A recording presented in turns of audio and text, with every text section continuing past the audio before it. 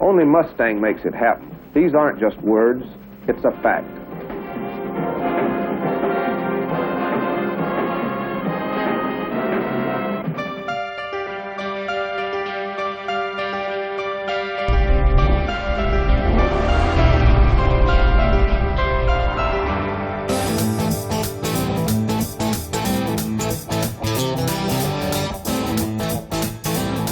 A lot of people don't really know that Carroll's entry into Ford Motor Company came through Ford Racing. Lee Iacocca called me in 1964, right after the Mustang came out, and says, we want to make a race car out of this. I says, the thing is a secretary's car. I don't think it can be done. Carroll was legendary in saying, hey, you can't make a racehorse out of a mule. I mean, let's face it, Lee Iacocca wanted to have a performance reputation for Ford.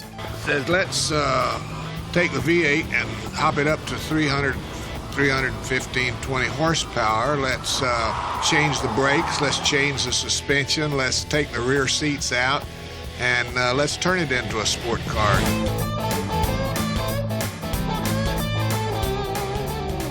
A car makes a name doesn't make a car.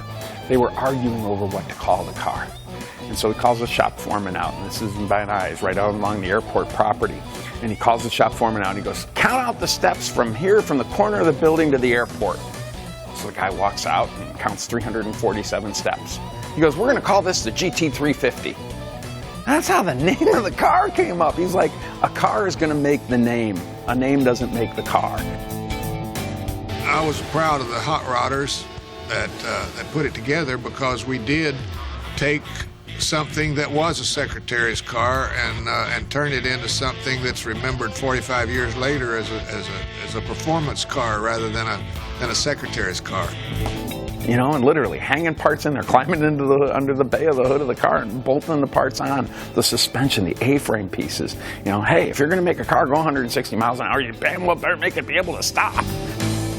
Carroll was a stickler for what the name Shelby meant. So he didn't want the bean counters coming in and telling them, well, those brakes are expensive, we can use these cheaper brakes. Or those tires are expensive, or that engine is expensive. And Ford knew it was expensive, so he was a stickler. It's not just a license agreement, like, put your badge on there. I mean, literally, the time he spent in those cars is important for every engineer for the products from now going into the future, because they know what he wanted.